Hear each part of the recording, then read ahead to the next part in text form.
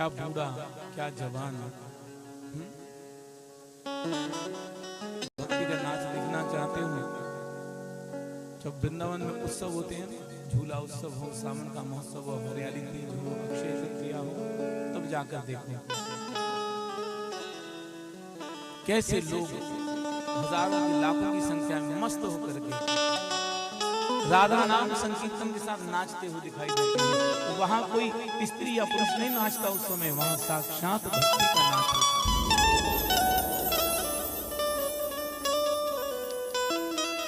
भक्ति ने कहा, नारद जी आप मुझे कृपा करके बताएं कि परीक्षित को जब पता था कि कलयुग के अंदर सारे अवगुण ही अवगुण भरे हुए हैं, तो परीक्षित ने अपने राज्य में इस कली को रहने को दिया, इसको मार क्यों नहीं दिया? नारद जी ने आज भक्ति को समझाते हुए, सांत्वना देते हुए कहा, भक्ति महारानी, यत् फलम नास्ति तपसा न योगेन समाधिनाम तत्फलेन लभते सम्यक् लोकेशव कीर्तना। के भक्ति महारानी, कलिकाल में सारे ही अवगुण भरे हुए हैं, लेकिन उन सारे अवगुणों के ऊपर कली का एक गुण जो है ना, वो पर्दा डाल देता है, छुपा देता है। और वो क्या है? कलयुग केवल नाम आधारा, सुमिर सुमिर नर नहीं पा।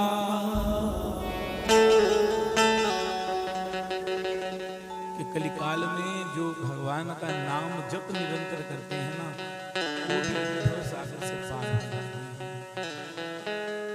भव सागर उनके लिए कटी प्रदेश तक, कमर तक।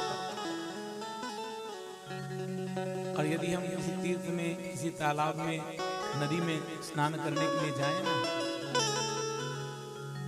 जब तक जल हमारे कमर तक होता है ना, तब तक हमें किसी सहारे की आवश्यकता नहीं होती, हम स्वयं ही डुबकी लगा लेते हैं। लेकिन जैसे ही जल कमर से ऊपर आता है ना, तो फिर या तो किसी को पकड़ना पड़ता है डुबकी लगाने के लिए, किसी का सहारा लेना पड़ता है। तो गोस्वामी जी कहते हैं, कलिकाल के अंदर जो नाम का सहारा ले लेते हैं,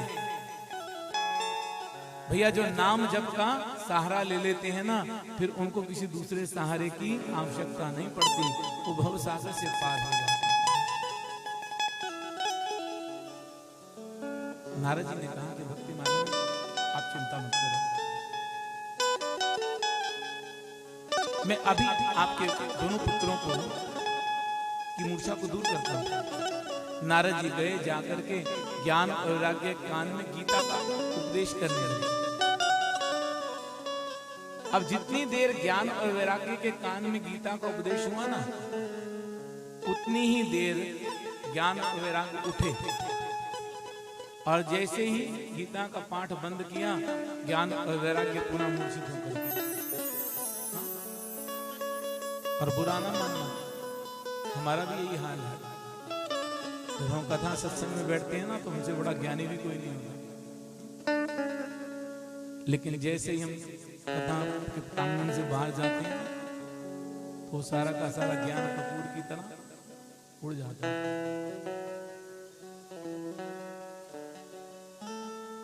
नारद जी महाराज ने वेद मंत्र का पाठ किया, लेकिन ज्ञान और वैराग्य पर कोई असर नहीं हुआ।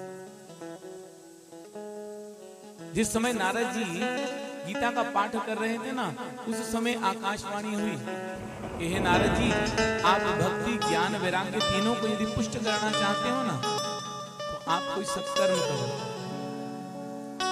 अब जैसे ही आकाशवाणी सुनी, तो नारद जी मन में विचार करने के लगे कि वो सत्कर्म क्या है। अब सत्कर्म को जानने के लिए वो काम क्या है जो आकाशवाणी ने मुझे बताया है, वो कार्य क्या है। नारद जी महाराज ने भक्ति महारानी से कहा, भक्ति जो आकाशवाणी ने मुझे आदेश किया है ना, मैं आपको तीनों को प्रकाशित करने के लिए, पुष्ट करने के लिए, वो सत्कर्म क्या है उसको जानने के लिए जाऊंगा। लेकिन आप चिंता मत करना, आपके दोनों पुत्र ज्ञान और वैराग्य इस श्रीधाम वृंदावन में मूर्छित अवस्था में पड़े हैं, लेकिन यहाँ मूर्छित अवस्था में पड़े होने पर भी इनको कोई कष्ट नहीं है, कोई दुख नहीं है। नारद जी महाराज जैसे ही जाने लगे तो भक्ति महारानी ने कहा कि महाराज जब आप आए थे ना, मैं आपकी प्रार्थना तो नहीं कर पाई,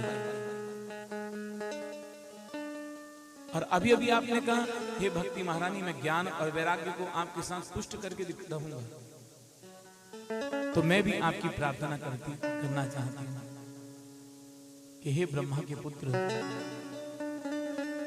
हे नारद जी महाराज, 5 वर्ष के कयाधु के पुत्र को आप मार्ग में मिले, आपने मार्ग बतलाया तो भगवान का दर्शन हो गया। सुनीति के पुत्र को भी आप गुरु बन करके मिले तो सुनीति के पुत्र ध्रुव को भी भगवान का दर्शन हो गया। मैं जानती हूँ कि आप जब भी कोई बात कहते हो ना, जो भी प्रण करते हो, कभी झूठ नहीं होता, आपकी कभी कही गई बात रद्द नहीं होती।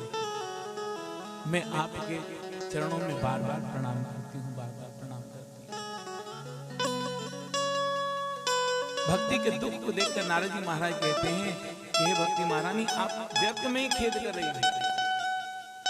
वो भगवान आज भी हैं, भगवान कहीं गए नहीं हैं, जिन्होंने बीच दूत क्रीड़ा भवन में द्रौपदी के वस्त्रों की कृपा की थी। तो भगवान आज भी हैं, और भगवान की तो तुम प्राण प्रिया हो। भगवान ने अपने भक्तों को पुष्ट करने के लिए आपको इस भूमंडल पर भेजा है,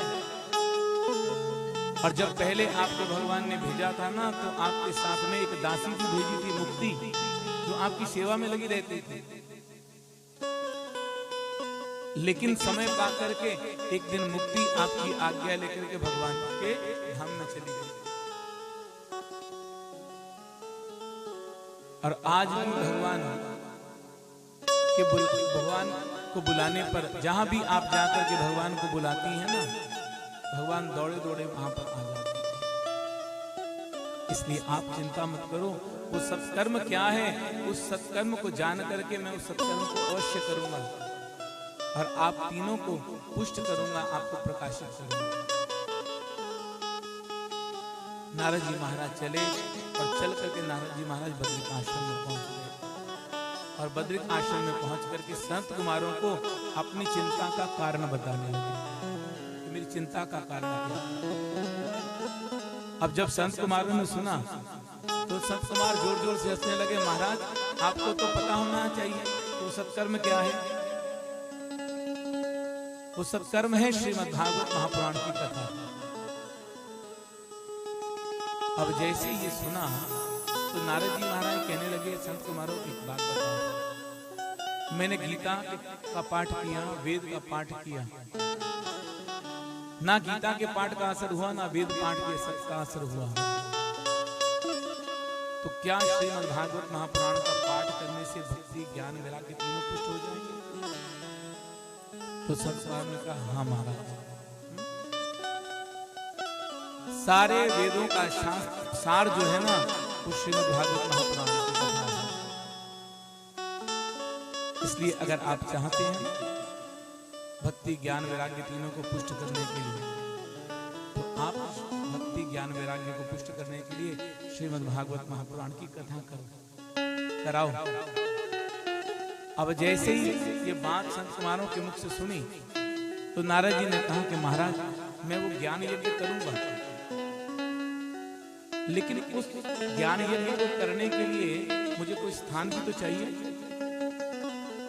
और जब भी हम किसी भी कार्य को प्रारंभ करते हैं, किसी भी काम का बीड़ा उठाते हैं करने के लिए, तो उसमें सबसे पहले विचार शक्ति, और ऐसे ही विचार हमारे मन में ऐसे नहीं आ जाता कि हम श्रीमद् भागवत महापुराण की कथा कराएंगे।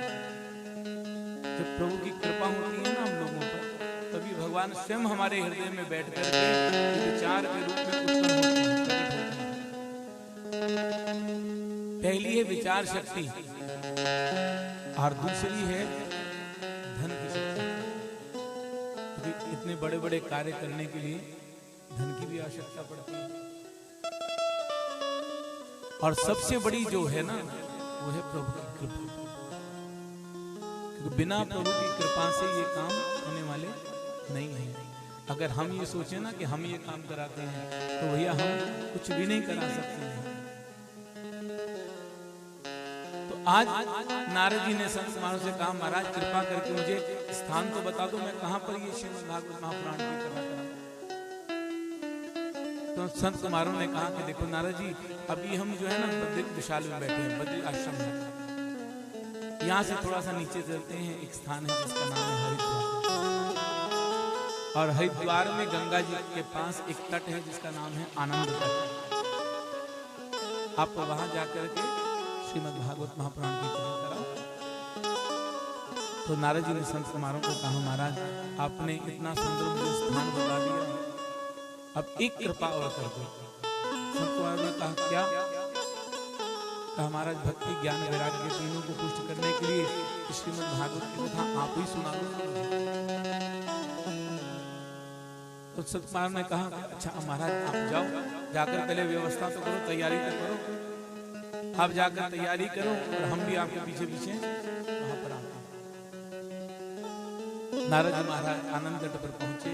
आनंद तट पर पहुंच करके रास्ते में चलते चलते जितने भी दीन दुखी संत महात्मा गृहस्थी जितने भी लोग मिलते गए, सबको कहते हुए जा रहे हैं, निमंत्रण देते हुए जा रहे हैं, भैया आनंद तट के ऊपर संत कुमार श्रीमद् भागवत महापुराण की कथा करेंगे, आप सब कथा सुनने के लिए आओ, सब कथा सुनने के लिए आओ। अब कुछ लोग ऐसे थे, हर समाज में होते हैं, जो ये सोचते हैं कि भैया हमें तो कहा नहीं, हमें को जब तक घर आकर स्पेशल कहेगा नहीं तब तक हम कथा में नहीं जाने वाले। जिनको अभिमान हो गया कि हमें तो कोई कहने ही नहीं आया, तो ऐसे लोगों के पास भृगु जी महाराज गए।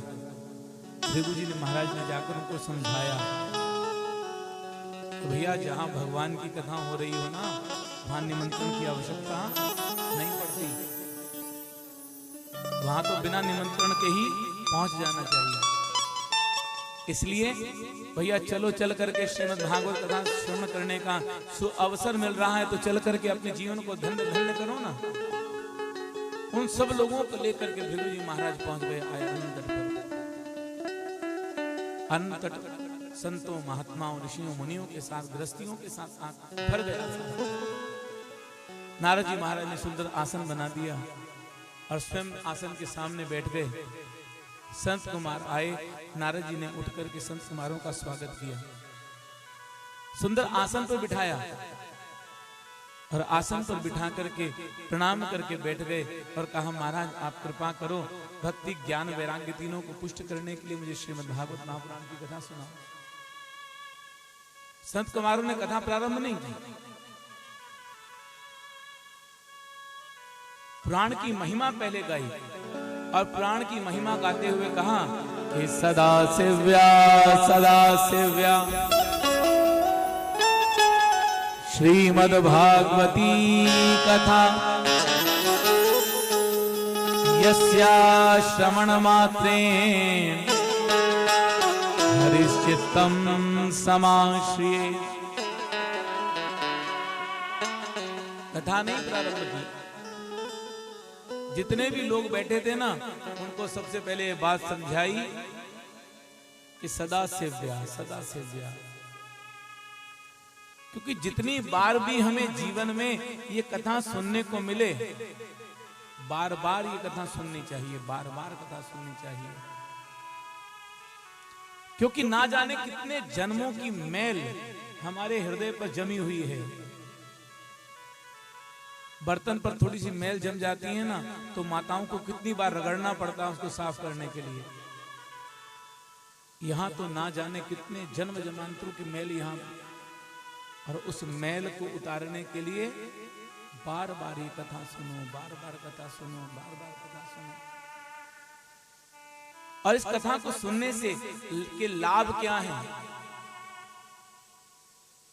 पहले तो हमारा हृदय जो है ना कि निर्मल हो जाता है कथा सुन करके। मन के ऊपर जो काई लगी है ना वो सारी निकल जाती है। और याद रखना जहां काई होती है ना वहां फिसलन भी बड़ी ज्यादा होती है। दूसरा अर्थ ये है कि बार बार कथा सुनने का अर्थ है कि एक बार कथा सुनी तो आधे लोगों को ये भी नहीं याद रहता कि आज हम कथा कौन सी सुनकर आए हैं।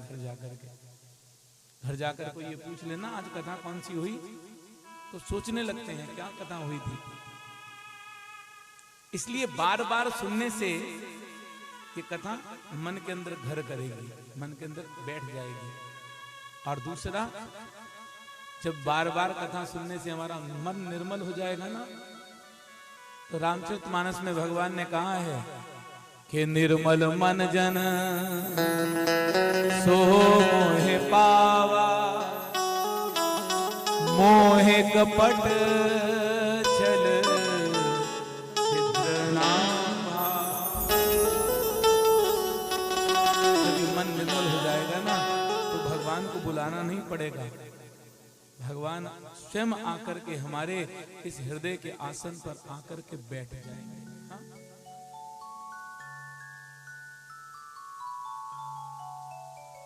नारद जी महाराज ने संत कुमारों के चरणों में प्रणाम किया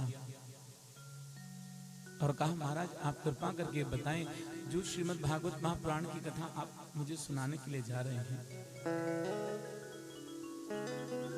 इस कथा को सुन करके क्या कोई पहले भी पवित्र हो?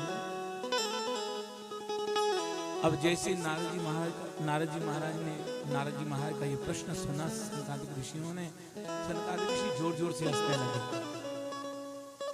और सनकादिक ऋषियों ने हंसते हुए कहा महाराज ये जीव जो है ना जब तक श्रीमद् भागवत की शरण में नहीं आ जाता तब तक ये संसार में भटकता ही रहता है। इसको विश्राम ही तभी मिलता है जब ये भगवान श्रीमद् भागवत की शरणागति ले लेता है। और आपने प्रश्न किया ना क्या कथा सुन करके किसी का जीवन बदला, क्या कथा सुन करके किसी की मुक्ति हुई? अरे महाराज जीते जी नहीं मरने के बाद भी जिन्होंने कथा सुन ली ना उनकी भी मुक्ति हो गई। ऐसा हम आपको एक प्राचीन इतिहास सुनाते हैं। अब जैसे ही अभी भागवत की कथा प्रारंभ नहीं हुई, अब तो केवल भागवत की महिमा का गुणगान हो रहा है, उद्घोष हो रहा है, जय जयकार हो रही है। और अनंत तट पर पूरे संत महात्मा ऋषि मुनि बैठे हुए हैं। उसी समय सबने एक बड़ा चमत्कार देखा, ज्ञान वैराग्य और भक्ति तीनों पुष्ट हो गए।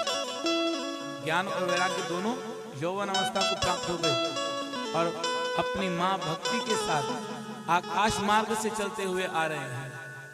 और भक्ति बड़ा सुंदर कीर्तन कर रही है। और भक्ति कीर्तन क्या कर रही है कि भक्ति सुतौ तौ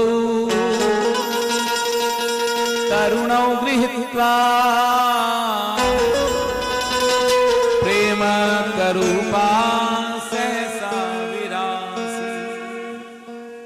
श्री कृष्ण गोविंद हरे मुरारे, हे नाथ नारायण वासुदेव। आप भी 2-3 बार इस मंत्र का जाप करो। श्री कृष्ण गोविंद हरे मुरारे, हे नाथ नारायण वासुदेव।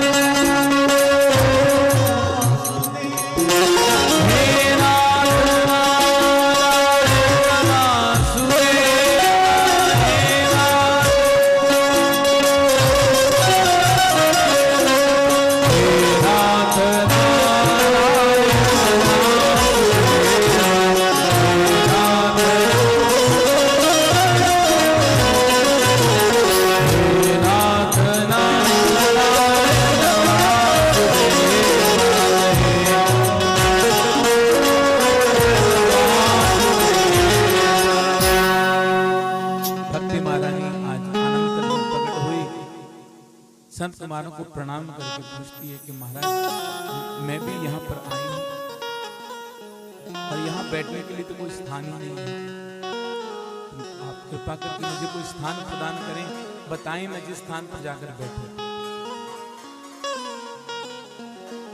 तो संत कुमारों ने भक्ति महारानी को देखा।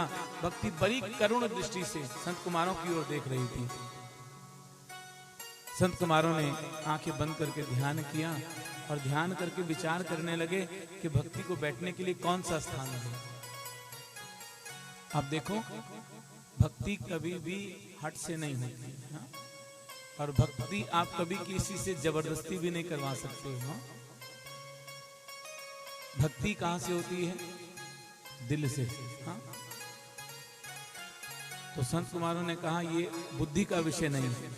भक्ति जो है ना, ये बुद्धि का विषय नहीं है, हृदय का विषय है। तो संत कुमारों ने भक्ति मारने को देखो कितना सुंदर स्थान दिया कि भक्ति सुतौ भक्तेषु गोविंद स्वरूप कत्री प्रेमा कधत्री भवरोग हंत्री सात्वं च तिष्ठा सुधरे शरैया निरंतरं वैष्णव मानसा। आज भक्ति को स्थान दिया कि हे भक्ति महारानी, आप तो साक्षात गोविंद से मिलवाने वाली हो, भगवान का ही स्वरूप हो आप। यहाँ जितने भी भक्त बैठे हैं ना, आप जाकर के उन भक्तों के हृदय में जाकर के बैठ जाओ। अब जैसे ही भक्ति महारानी को यह स्थान दिया कि जितने भी भक्त वहां पर बैठे थे, कहा कि आप उनके हृदय में जाकर बैठो। और भक्ति जैसे ही आकर के सारे भक्तों के हृदय में बैठी, तो सबके हृदय में साक्षात बालकृष्ण भगवान आकर के विराजमान हो गए। बोलिए बाल कृष्ण लाल। संत कुमारों ने नारे से कहा, नारे जी हम आपको एक प्राचीन इतिहास सुनाते हैं कि तुंगभद्रा नदी के तट पर एक बड़ा वेद विशारद ब्राह्मण अपने परिवार के साथ रहता, अपनी पत्नी के साथ रहता था। नाम था आत्मदेव, और उसकी पत्नी जिसका नाम था धुंधली। आत्मदेव जो था ना, बड़ा विनम्र मृदुभाषी और हमेशा भगवान के नाम संकीर्तन में, वेद पाठ का जाप करने में लगा रहता। घर पर किसी वस्तु की कोई कमी नहीं थी, सुख के सारे साधन थे, लेकिन जीवन में एक बहुत बड़ा दुख था। और दुख ये था कि घर पर संतान नहीं थी। घर पर सारा सब कुछ हो, सारे वैभव हो, सारा सुख हो, लेकिन उस सुख को भोगने वाली संतान ना हो, तो उस वैभव के अंदर कोई सुख दिखाई नहीं देता, जीवन नीरस दिखाई देता। अब जो धुंधली थी ना, उसका क्या काम था? वो सारा दिन अपनी सहेलियों के साथ बैठ करके एक दूसरे की बस निंदा चुगली करती रहती थी, और कोई काम नहीं। करकशा वाणी बोलती थी, लड़ाई झगड़े में लगी रहती थी। ब्राह्मण एक दिन अपने मन को प्रसन्न करने के लिए गया और जाकर के एक वृक्ष का एक पौधा लेकर के आया। पौधा लाकर के अपने आंगन में लगा दिया और उसकी बड़ी सेवा करने लगा। और मन में ये विचार भी करने लगा कि जब ये वृक्ष बड़ा हो जाएगा ना, इस पर फल आ जाएंगे, तो इस वृक्ष को ही अपनी संतान मान लूंगा। लेकिन ब्राह्मण ने क्या देखा कि वो वृक्ष धीरे धीरे सूखने लगा। और एक दिन जड़ से ही सूख गया। आत्मदेव को बड़ा दुख हुआ। एक दिन अपने घर में गाय ले आया, गाय की सेवा करनी क्रम बदल दी और मन में विचार करने लगा, जब ये गाय का बच्चा हो जाएगा ना, उसको ही अपनी संतान मान लूंगा और उस गाय की सेवा करने लगा। लेकिन एक दिन पता चला कि जिस गाय की मैं सेवा कर रहा हूं, जिसको अपने घर में लाया हूं, गाय भी बांझ है। ब्राह्मण को बड़ा दुख हुआ और एक दिन उस दुख के संताप से, उस दुख की अग्नि में इतना झुलसने लगा कि मन में विचार कर बैठा कि अब तो आत्महत्या करूंगा। और आत्महत्या का विचार करके अपने घर से निकल गए। घर में किसी को नहीं बताया और आत्महत्या करने के लिए जैसे ही घर से निकला और वन में प्रवेश कर रहा था, क्या देखा, एक साधु एक प्याऊ पर खड़े होकर के जल पी रहे। अब ब्राह्मण ने जैसे ही संत को देखा, संत को देख करके प्रणाम किया। अब संत ने देखा कि देख इतना अच्छा ब्राह्मण है लेकिन चिंता में डूबा हुआ है, दुखी है, कुछ सोच में डूबा हुआ है। तो संत ने पूछा कि ब्राह्मण देवता, आप इतने दुखी क्यों हो? आपका मन इतना उदास मलिन चित है, आपका क्या हुआ? अब ब्राह्मण ने कहा कि महाराज आपको क्या बताऊं, मेरे पास सारे सुख हैं लेकिन मेरे जीवन में जो सबसे बड़ा दुख ये है कि मेरे घर में संतान नहीं है। कि संतान का दुख सबसे बड़ा दुख है। आज ब्राह्मण दुखी है कि मेरे घर संतान नहीं है। संत ने जब उस ब्राह्मण को देखा तो संत ने आंखें बंद की, ध्यान करने लगे कि क्या बात है, क्या कारण है कि इस ब्राह्मण के घर संतान नहीं है। अब जब ध्यान में बैठकर देखा तो क्या देखते हैं, इसके तो पिछले अगले 2 जन्मों में भी संतान का कोई योग नहीं बन रहा। तो संत ने उस ब्राह्मण को समझाते हुए कहा कि महाराज एक काम करो, आप ना सन्यास धारण कर लो, क्योंकि सन्यास में बड़ा सुख है। अब ब्राह्मण ने जैसे ये बात सुनी तो ब्राह्मण कहता है कि महाराज एक बात बताओ, जैसे आप स्वयं हो वैसे ही मुझको बनाना चाहते हो। और जैसा दुख आज ब्राह्मण को है ना, ऐसा ही दुख दशरथ जी महाराज के जीवन में भी आया। दशरथ जी महाराज का नियम था कि इंद्र से मिलने के लिए जाया करते थे, और जब इंद्र से मिलने के लिए स्वर्ग में जाया करते थे ना, तो इंद्र अपना आधा सिंहासन खाली कर देता था दशरथ जी महाराज को बिठाने के लिए। इतनी मित्रता थी। लेकिन जब दशरथ जी महाराज इंद्र के स्वर्ग से मिलकर के वापस अवध में आते थे ना, अयोध्या में आते थे, तो पीछे से अपने सेवकों से वो आधा सिंहासन धुलवाया गया। एक बार दशरथ जी महाराज मिलने के लिए गए, इंद्र ने सत्कार किया, अपना आधा सिंहासन खाली कर दिया और दशरथ जी महाराज इंद्र से मिलकर के वापस आ रहे थे। मार्ग में आते आते कुछ याद आ गया कि जो विचार विमर्श करने गया था, जो बात करने गया था, बात तो पूरी हुई नहीं, चलो वापस चलता हूं। और वापस जब दशरथ जी महाराज पहुंचे ना, तो क्या देखा दशरथ जी ने, इंद्र अपने सेवकों से वो आधा सिंहासन धुलवा रहा है। तो दशरथ जी को बड़ा दुख हुआ। दशरथ जी ने इंद्र से कहा कि इंद्र तू मेरा मित्र है, मुझे अपना आधा सिंहासन बैठने के लिए देता है, और जब मैं जाता हूं क्या तू हमेशा हर बार ये सिंहासन धुलवाता है? क्या मेरे बैठने से तेरा ये सिंहासन पवित्र हो जाता है? और होता है तो बता मुझे क्यों होता है? इंद्र ने कहा हाँ महाराज, जब भी आप मेरे सिंहासन पर बैठते हो ना, आपके जाने के बाद मैं अपना सिंहासन धुलवाता हूं।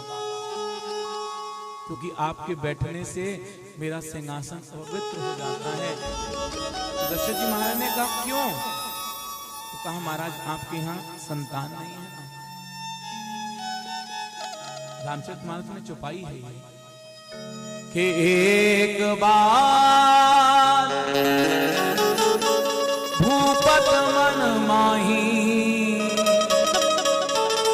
भई ग्लानि मोरे।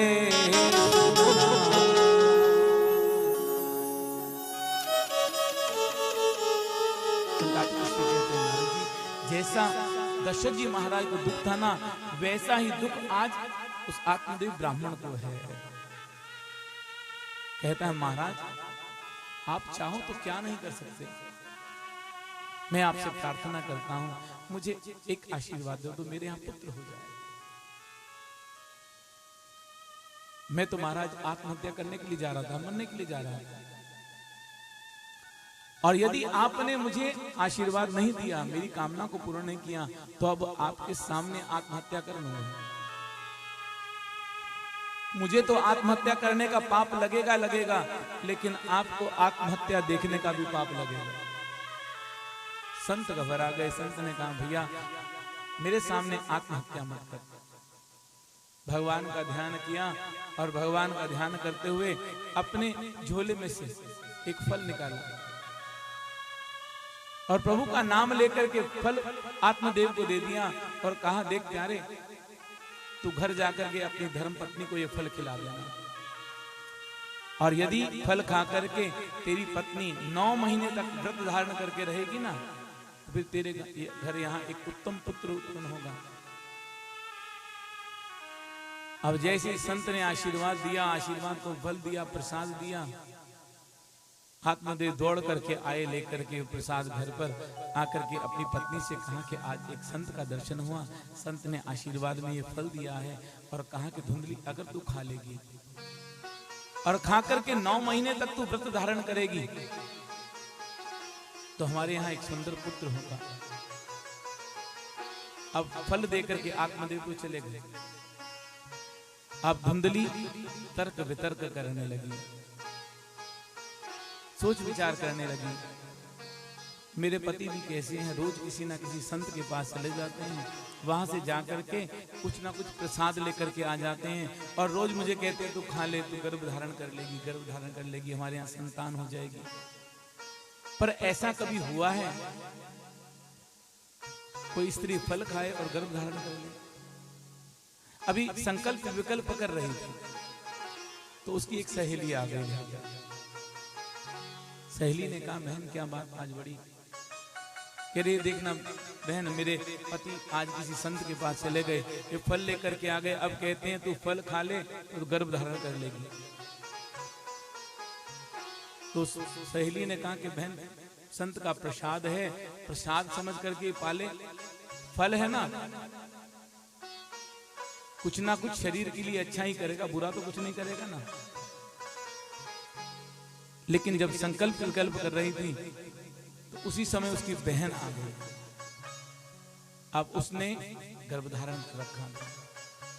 धुंधली ने जब अपनी बहन को देखा तो अपनी बहन को देखकर कहने लगी कि देख ये मेरे पति आज एक फल लेकर के आ गए हैं, कहते हैं फल खा ले गर्भ धारण कर लेगी। और मैंने सुना है कि गर्भवती स्त्री को जो है ना बड़ा दुख सहन करना पड़ता है, प्रसव के समय बड़ी पीड़ा होती है, और मैं उस दुख को सहन करना नहीं चाहती, मैं सहन नहीं कर सकती दुख, इसलिए इतना दुख सहन करने से अच्छा तो यही है कि मैं बांझ रह जाऊं। पर एक काम करते हैं, तूने गर्भ धारण कर रखा है ना, तेरे पास संतान की कमी नहीं है, मेरे पास धन की कमी नहीं, तो एक काम कर, तू मेरे घर पर ही रह छुप करके, जब तेरे संतान हो जाए तू अपनी संतान मुझे दे देना और मैं अपना बहुत सा धन तुझे दे दूंगी, तू धन लेकर चली जाना, और मैं अपने पति से कह दूंगी कि हमारे यहाँ संतान हो गई। तो धुंधली की बहन ने कहा ये फल का क्या करेगी, तो एक काम करना, तुम्हारे घर में जो गाय हैं वो भी तो बांझ है ना, तो उस गाय को जाकर ये फल खिला दे और फल की भी परीक्षा हो जाएगी। संत ने जो आशीर्वाद दिया है वो सच्चा है या झूठा, ये परीक्षा भी तो हो जाएगी। अब जब ऐसी बात कही तो धुंधली गई शाम के समय जाकर के गाय को फल खिला दिया। अब अपने घर में आ गई और एक दिन आत्मदेव ने पूछा कि आपने वो संत का प्रसाद पा लिया था? धुंधली ने कहा महाराज, जैसे आपने कहा था मैंने प्रसाद पा लिया। कुछ दिन के बाद धुंधली की बहन के यहाँ एक बेटा हो गया। रात्रि के समय धुंधली ने बहुत सा धन अपनी बहन को दे दिया और उस बालक को अपने पास रख लिया और मध्य रात्रि में ही आत्मदेव को जाकर ये संदेशा भिजवा दिया कि हमारे यहाँ पुत्र हुआ है। पहला पाप किया, संत के प्रसाद पर विश्वास नहीं हुआ। दूसरा अपराध किया, पति से झूठ बोल दिया। आत्मदेव भी गांव में गया, सुबह उठकर थोड़ा सा प्रसाद बांट कर आ गया, कहा कि मेरा पुत्र हुआ, पुत्र हुआ, पुत्र हुआ। वो आनंद, वो सुख नहीं। और आत्मदेव का नियम है, वो जो गाय है ना गौशाला के अंदर, उसकी सेवा करने के लिए रोज जाता है। 3 महीने का समय बीता। एक दिन शाम के समय आत्मदेव जब उस गाय की सेवा करने के लिए गया ना, तो आत्मदेव ने क्या देखा, उस गाय के पास एक सर्वांग सुंदर बालक पड़ा हुआ है। सारा शरीर तो मनुष्य का है, लेकिन उसके जो कान है ना, वो गऊ के कान के समान लंबे लंबे हैं। तो आत्मदेव को ये समझते हुए देर नहीं लगी कि संत का वो जो प्रसादी फल था ना, वो ये है। आत्मदेव ने उस अद्भुत बालक को उठाया, उठा करके अपनी गोद में लिया और गौशाला से बाहर निकला और पूरे गांव में उस बालक को लेकर के दौड़ रहा है और खुशी मना रहा है। कह रहा, मेरा पुत्र हुआ, मेरा पुत्र हुआ, मेरा पुत्र हुआ, गौकर्ण हुआ, गौकर्ण हुआ, गौकर्ण हुआ। नाम भी रख दिया गौकर्ण, क्योंकि सारा शरीर तो मनुष्य की तरह, केवल कान जो है गाय के कान के समान, तो नाम रख दिया गोकर्ण। अब जब धुंधली को पता चला कि गाय का बालक हुआ है और मेरे पति ने नाम भी रख दिया, कहती है गाय का बच्चा हुआ, उसका नाम एकदम रख दिया और मेरे बेटे को 3 महीने हो गए, एक बार पूछा भी नहीं इसका नामकरण करना है कि नहीं करना। अच्छा कोई बात नहीं, मैं अपने बेटे का नाम अपने आप रख देती हूँ। और जैसा स्वभाव होता है ना हमारा, हम नाम भी अपने स्वभाव के अनुसार रखते हैं। हमारे नाम का भी हमारे जीवन पर बड़ा असर पड़ता है। हमारे जो पूर्वज थे, अगर थोड़ा सा आप ध्यान से विचार करो, सोचो, तो घर में जितने भी बच्चे होते थे ना, उनके नाम ऐसे होते थे कि कहीं ना कहीं भगवान का नाम साथ में जुड़ जाता था। आप जितने भी आप नाम देखें, बुजुर्गों के जितने भी नाम आपको मिलेंगे, उनका कहीं ना कहीं संबंध भगवान के नाम से होता है। और आजकल पता नहीं क्यों नाम होता, और नाम भी 10-10 बार सुनने के बाद भी याद करने पर याद नहीं होता। तो धुंधली ने भी आज अपने बेटे का नाम रखा धुंधकारी। संत कुमार नारद जी महाराज से कहते हैं कि गोकर्ण पंडितो ज्ञानी धुंधकारी महाखला।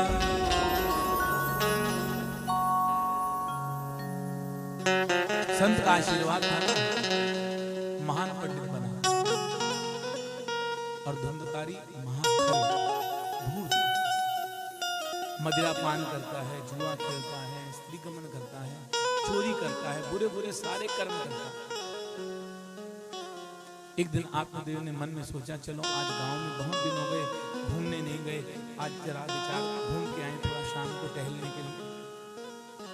आत्मदेव जब आज टहलने के लिए गांव में गए, अपने पुत्र धुंधकारी की जब बातें सुनी ना, तो बड़ा दुख हुआ कि हमने अपना सारा जीवन लगा दिया नाम कमाने में, और देखो ये बेटा जो है ना, सारा नाम खराब कर रहा है। और घर पर आकर बड़े उदास बैठ गए। गोकर्ण जी ने देखा कि आज पिता बड़े उदास बैठे हैं। गोकर्ण जी पिताजी के पास आए और हाथ जोड़कर कहने लगे कि पिताजी, आज आप इतने उदास क्यों हैं? मैं देख रहा हूं कि आप अपने आप को मैं समझ करके बैठ गए हैं।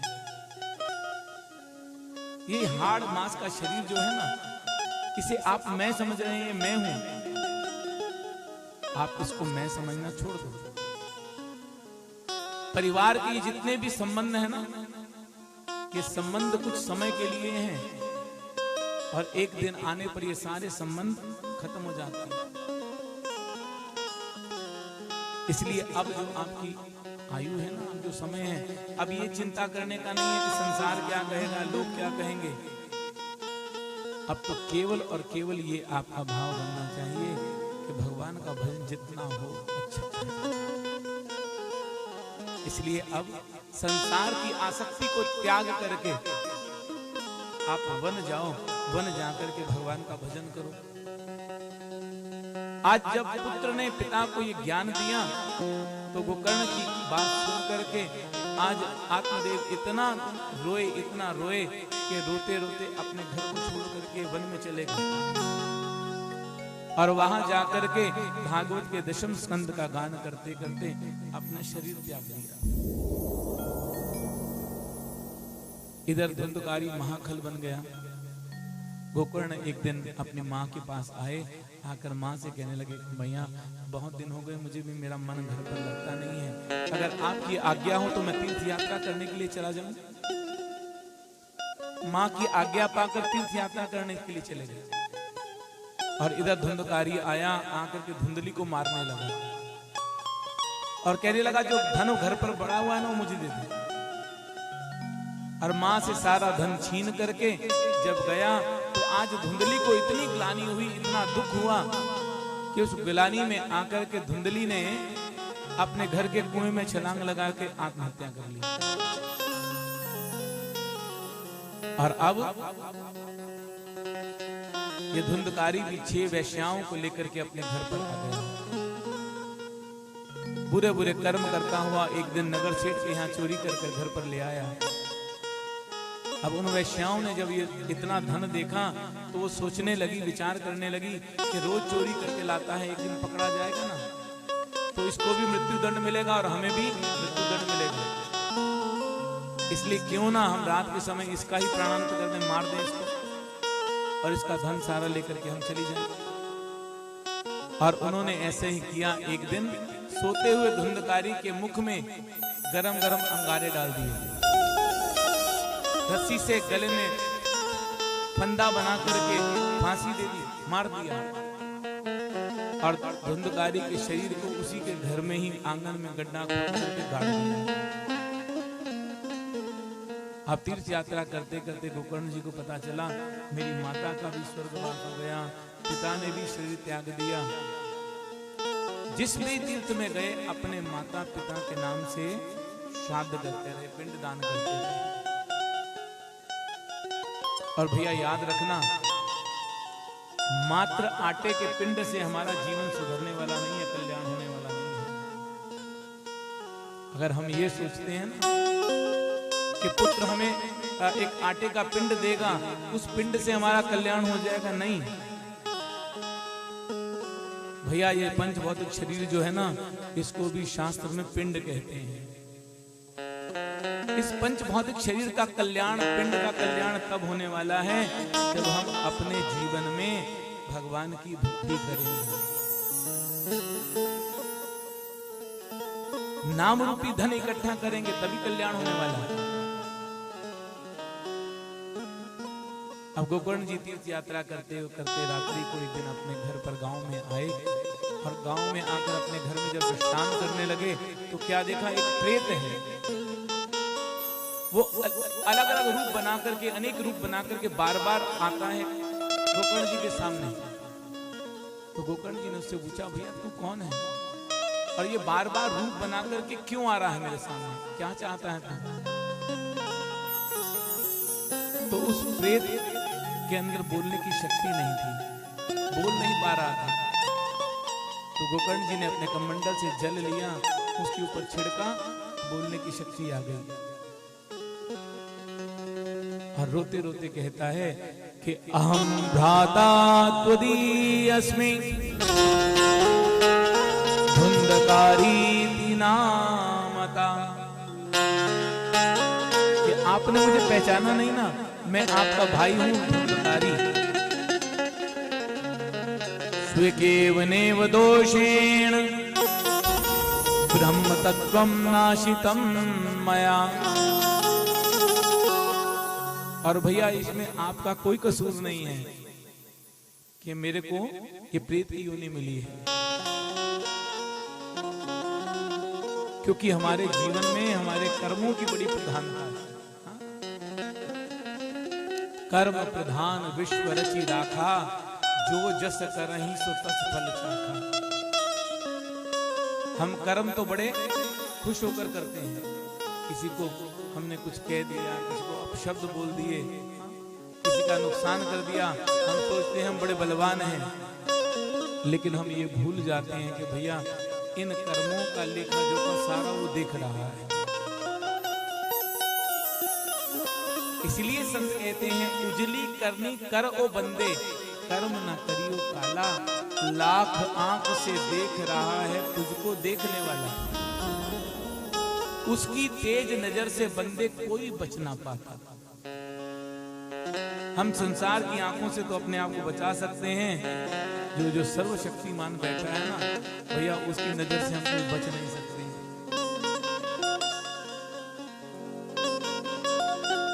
गोकर्ण जी महाराज ने कहा भैया इस समय रात्रि का समय है, आप भी विश्राम करो, मैं भी विश्राम करता हूँ। प्रातः काल जाऊंगा, जाकर ब्राह्मणों से आपकी मुक्ति का साधन पूछूंगा ना। प्रातः काल हुई, गोकर्ण जी महाराज गए और जाकर के अपने गांव के ब्राह्मणों से पूछा, महाराज आप कृपा करके ये बताओ, भाई जो है वो प्रेत योनि को प्राप्त हो गया, उसकी मुक्ति कैसे हुई? कहा महाराज जाकर श्राद्ध करो ना उसके लिए। तो गोकर्ण जी ने कहा जिस तीर्थ में गया ना वहां जाकर श्राद्ध किया, श्राद्ध से उसकी प्रेत योनि नहीं मुक्ति, उसको मुक्ति नहीं मिली। तब सूर्यनारायण भगवान का ध्यान करने लगे और सूर्यनारायण भगवान का ध्यान किया। भगवान ने पूछा कि गोकर्ण जी आप इतना तप क्यों कर रहे हो? तो कहा प्रभु आप कृपा करके मुझे बताएं कि मेरे भाई की मुक्ति कैसे हो। तो सूर्यनारायण भगवान ने कहा कि आप श्रीमद् भागवत महापुराण की कथा कराओ अपने भाई की।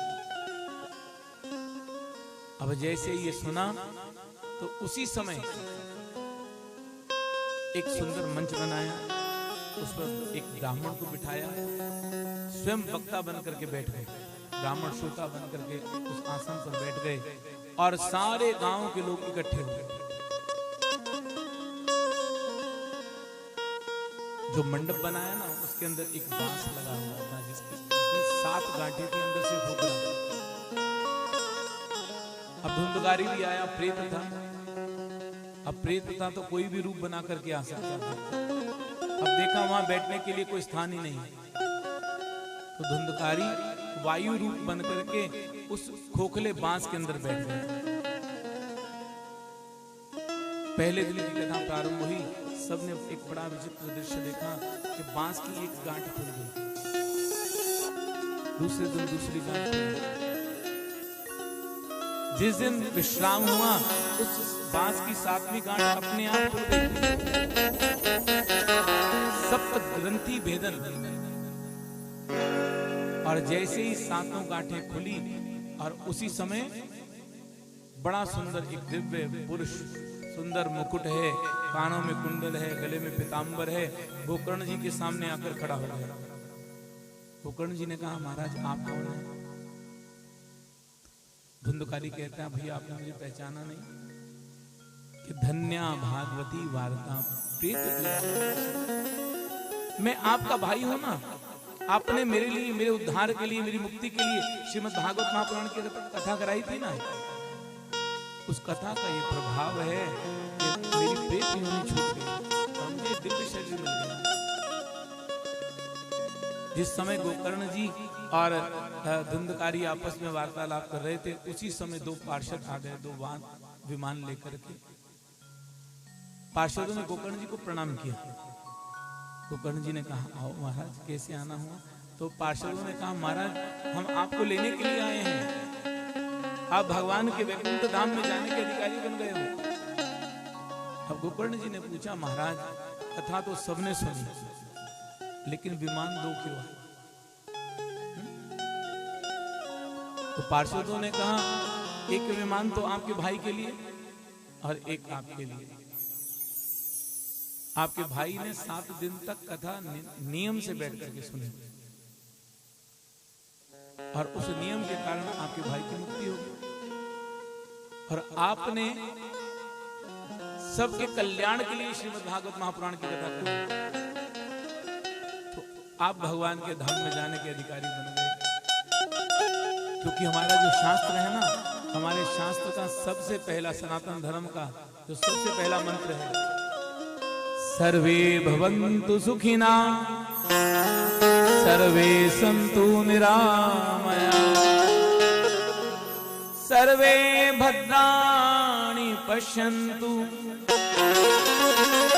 मा कश्चित् दुःखभाग् भवेत्। अब भंगारी तो स्वार्थी था ना, दौड़कर जाकर के विमान पर बैठ गया। लेकिन गोकर्ण जी ने कहा कि मैं भैया नहीं जाऊंगा। कहा, महाराज आप कैसे चलेंगे? तो गोकर्ण जी ने कहा, यदि आप सारे भक्तों को लेकर के भगवान के धाम में चलो तो मैं चलने के लिए तैयार हूं। पार्षदों ने कहा, महाराज फिर तो आपको एक काम करना पड़ेगा। अब एक बार पुनः श्रावण मास में अब पुनः श्रीमद् भागवत महापुराण की कथा करें। कुछ समय के बाद श्रावण मास आया। गोकर्ण जी ने अपने ही गांव में पुनः श्रीमद् भागवत कथा का आयोजन किया, और उस कथा का प्रभाव क्या पड़ा? पहले भगवान के पार्षद आए, लेकिन आज गोकर्ण जी को लेने के लिए साक्षात भगवान स्वयं आए। बोलो भक्त वत्सल भगवान की।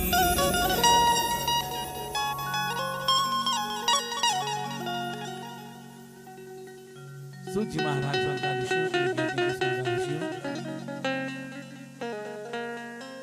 आज भगवान गोकर्ण जी के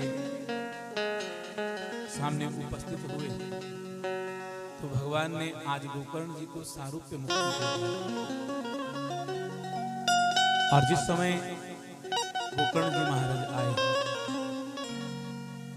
भगवान जिस समय गोकर्ण जी महाराज को दर्शन देने के लिए आए, तो भगवान अकेले नहीं आए।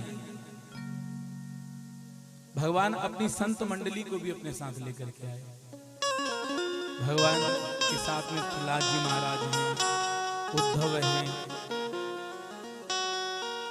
नारद जी महाराज हैं, बड़े सुंदर बड़े बड़े ऋषि योगी संत महात्मा हैं। और जब भगवान वहां पर आए तो सारे ऋषियों मुनियों ने वहां एक बड़ा सुंदर संकीर्तन किया। भगवान का दर्शन कर रहे हैं, और भगवान का दर्शन करते हुए आज भगवान से क्या कह रहे हैं?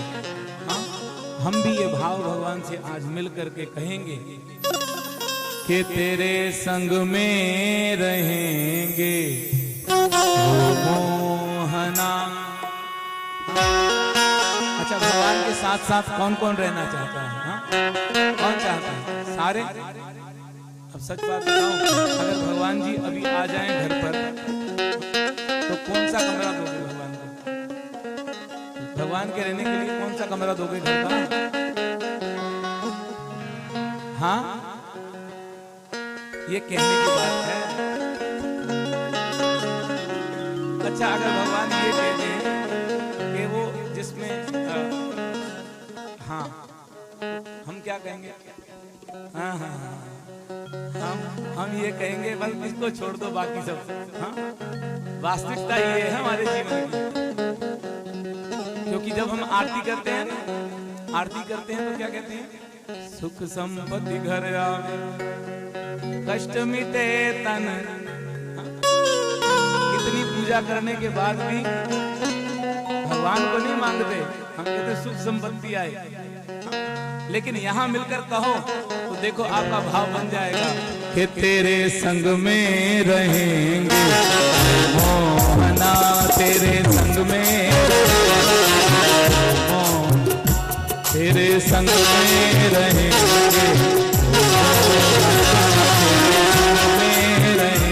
सारे बोलो हरे मोहना मोहना ओ मोहना ओ मोहना ओ मोहना ओ मोहना तेरे संग मोहना, बड़े भाव से ताली सेवा करते हुए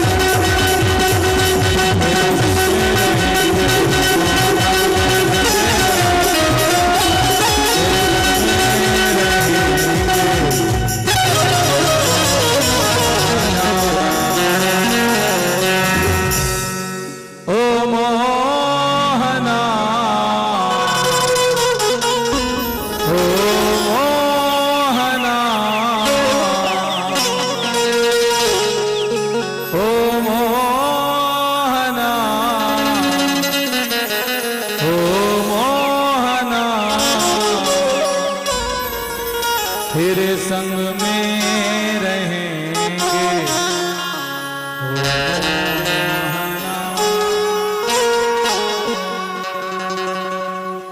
दिव्य संकीर्तन हुआ।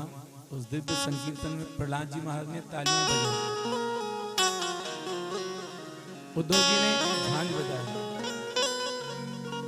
इंद्र ने मृदंग बजाया और अर्जुन ने सुंदर सुंदर राग गा करके भगवान का नाम संकीर्तन किया। संतादिक ऋषियों ने सुंदर सुंदर भाव गाए। सूत जी महाराज संतादिशियों के लिए कहते हैं, संतादिशियों ऐसा दिव्य संकीर्तन जब हुआ, गोकर्ण जी ने भगवान के चरणों में प्रणाम करके कहा, हे प्रभु, इस असार संसार में विषय रूप विष को पान कर करके जीव जो है ना व्याकुल हो चुका है। आप कृपा कीजिए इस जीव पर, इसको अपनी शरण में ले लीजिए। ये जीव तब तक ही संसार में भटकता है जब तक ये श्रीमद् भागवत की शरणागति में आकर बैठता नहीं है, भगवान की कथा नहीं सुनता है। एक बार भी बैठ करके इस सुख शास्त्र को सुन लेता है ना, तो इसको परम आनंद की प्राप्ति होती है। 6 अध्यायों के अंदर वेदव्यास भगवान ने श्रीमद् भागवत की इस महिमा को, महात्म्य को कहा, जिस महात्म्य के अंदर भक्ति, ज्ञान, वैराग्य तीनों की पुष्टि, नारद जी का भक्ति के साथ संवाद, नारद जी के प्रश्न करने पर संतादिक ऋषियों के द्वारा आत्मदेव की कथा को सुनाना,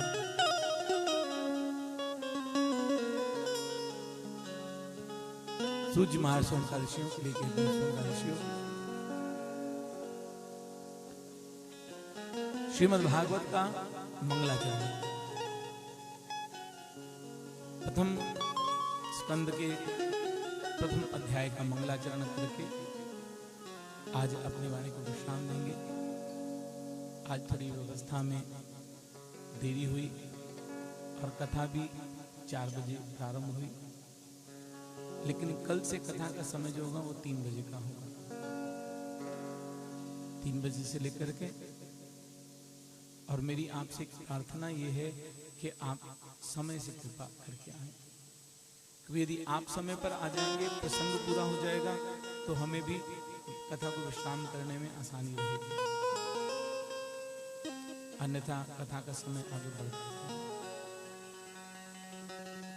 तो बड़ा सुंदर वेदव्यास भगवान ने मंगलाचरण किया है। पहला मंगलाचरण प्रारंभ में हुआ, दूसरा भागवत के प्रारंभ में, 3 मंगलाचरण हुए भागवत के अंदर। एक वेदव्यास जी ने किया, एक सूत जी महाराज ने किया और एक सुखदेव भगवान ने किया। तो पहला मंगलाचरण वेदव्यास भगवान कर रहे हैं कि जन्मादस्य यतो अन्वयाद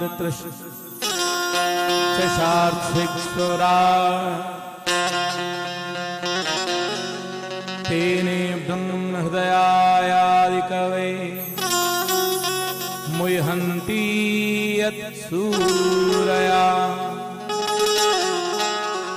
तेजो वारी मृदां यथा विनिमयो यत्र त्रिसर्गो मृषा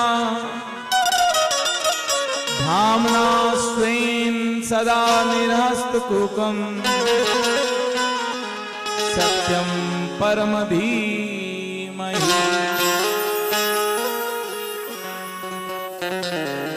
सत्यम परम धीमहि कह करके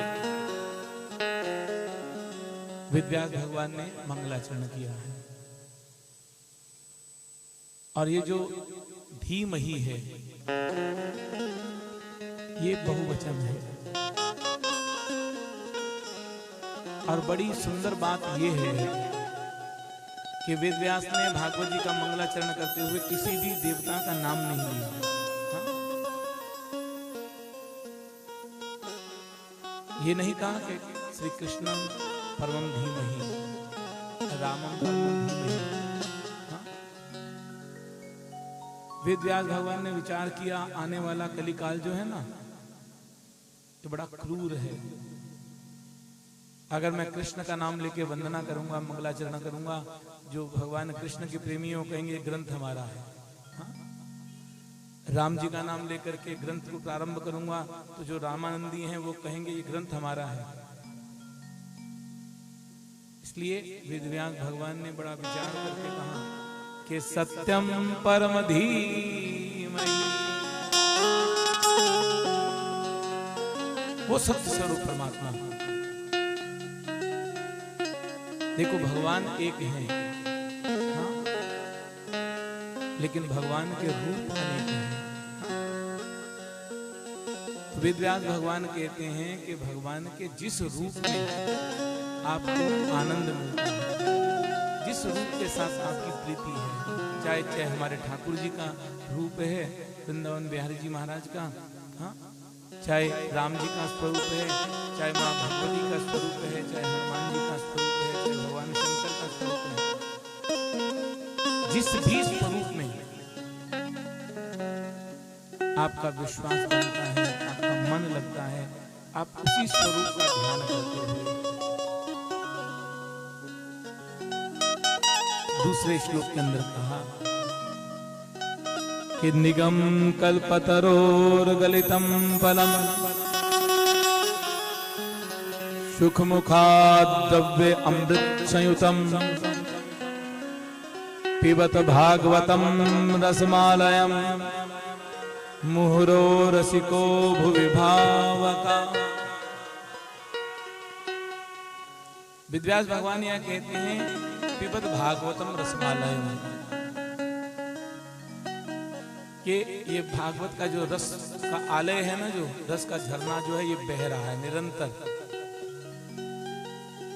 आओ आकर के बैठो और बैठ करके इस रस को पियो। एक तो संसारिक रस है जिसको हम अपने मुख से पान करते हैं, लेकिन ये जो कथा रूपी अमृत है ना, इसको पान करने के लिए दो कान से ही। और भागवत में तो पृथु जी महाराज ने सनकादिक ऋषियों से 10,000 कान मांगे। 10,000 कान मांग करके पृथु जी महाराज ने भगवान की कथा की महिमा को, सत्संग की महिमा को बढ़ाया है। पृथु जी महाराज कहते हैं कि 10,000 ब्राह्मण बैठ करके, 5,000 ब्राह्मण बैठ करके मुझे कथा सुनाएं और मैं अपने 10,000 कानों से उन 5,000 ब्राह्मणों के मुख से भगवान की कथा सुनता रहूं और एक शब्द भी छूटे ना, क्योंकि हमारा जीवन बड़ा छोटा है और भगवान की कथा बहुत बड़ी है। इसलिए कहा पिबत भागवतम रसमालयम, हे भावुक जनों, हे रसिक जनों, आओ आकर के बैठो और बैठ करके बड़े भाव से भगवान की कथा सुनो। और जो ये कथा आप सुनने के लिए जा रहे हो ना, ये बड़ी मीठी है। अब किसी ने सुखदेव वेदव्यास भगवान जी से पूछा कि महाराज ये तो आपकी ही चीज है, और जिसकी चीज होती है वो तो कहता है बड़ी बहुत बढ़िया है, तो इसका क्या अर्थ है कि ये वास्तव में ये कथा बड़ी आनंदमयी है, बड़ी मीठी है, बड़ी मधुर है।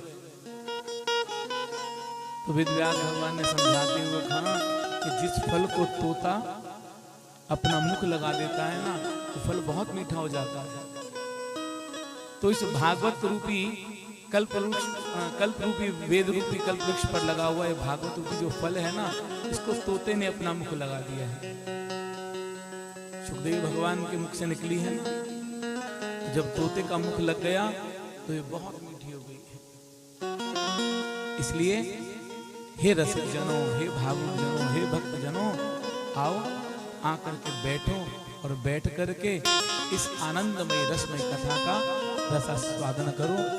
श्रीमद् भागवत के अंदर 12 स्कंदों के अंदर भागवत के प्रारंभ में पहले ही स्कंद में शौनकादि ऋषियों ने सूत जी महाराज से 6 प्रश्न किए और उन 6 प्रश्नों का उत्तर सुखदेव जी महाराज ने राजा परीक्षित को भागवत सुनाकर कह दिया और सूत जी महाराज ने स्वर्णकाल ऋषियों को उन 6 प्रश्नों का उत्तर इस श्रीमद् भागवत महापुराण में दिया है। उसमें से सबसे पहला प्रश्न ये है कि महाराज आप कृपा करके बताएं इस मानव जीवन का कल्याण कैसे हो सकता है। दूसरा प्रश्न किया कि भागवत में जो परम तत्व है वो क्या है। और तीसरा प्रश्न किया कि महाराज आप कृपा करके हमें ये बताएं कि भगवान का अवतार देवकी और वसुदेव के घर में ही क्यों हुआ। भगवान कहीं और भी तो अवतार ले सकते थे ना, तो देवकी और वसुदेव के यहाँ ही भगवान का अवतार क्यों हुआ। चौथा प्रश्न किया कि भगवान के कितने अवतार हुए हैं। पांचवा प्रश्न किया कि भगवान ने कौन कौन सी लीलाएं की हैं। और छठा प्रश्न किया कि ब्रूहि योगेश्वरे कृष्णे ब्रह्मणे धर्मवर्मणि स्वाम काष्ठामधुनोपेते धर्म किम शरणं गता। और महाराज हमारा अंतिम प्रश्न ये है कि जिस समय भगवान अपनी लीला को विश्राम देकर के अपने गोलोक धाम में चले गए, तो फिर भगवान के जाने के बाद धर्म किसकी शरण में गया। क्योंकि भगवान का अवतार तो धर्म की रक्षा के लिए होता है ना। जब भगवान ही अपनी लीला को विश्राम देकर के चले गए तो ये धर्म किसकी शरण में गया। इस कथा को आप कल 3 बजे से बड़े भाव से मिलकर बैठ करके सुनेंगे और एक छोटा सा नाम संकीर्तन करते हुए और फिर हम लोग सब मिलकर के आरती की ओर चलेंगे। बड़े भाव से मिलकर कहें कृष्ण गोविंद गोविंद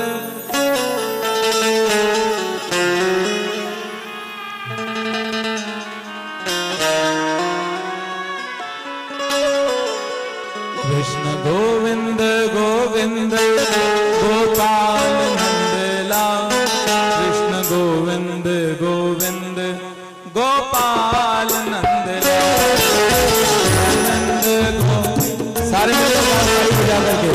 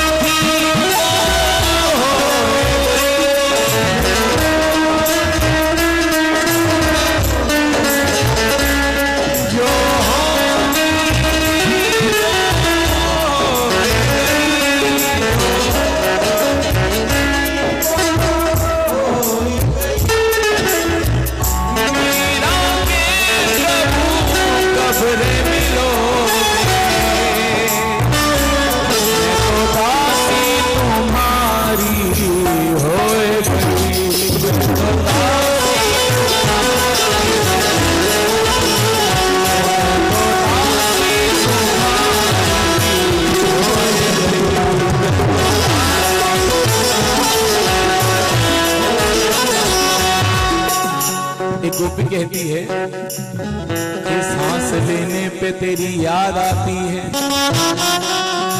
सांस लेने पे तेरी याद आती है, और ना लेने पे मेरी जान जाती है।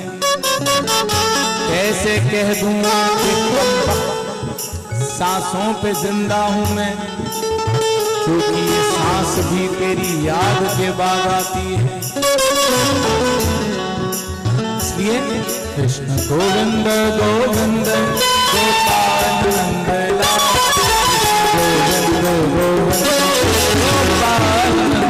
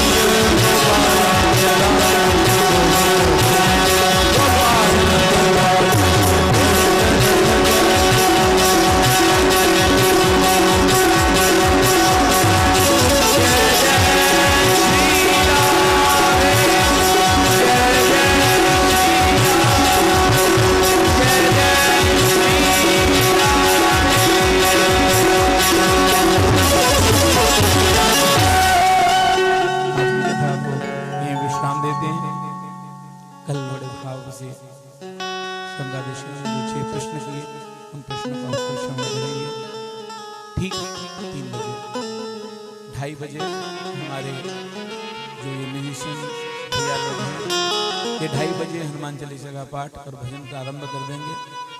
और आपसे भी ये प्रार्थना है कि आप भी 2:45 तक आएं, ताकि 3 बजे तक कथा प्रारंभ की जाए। बोलिए वृंदावन बिहारी लाल, श्रीमद् भागवत महापुराण की जय।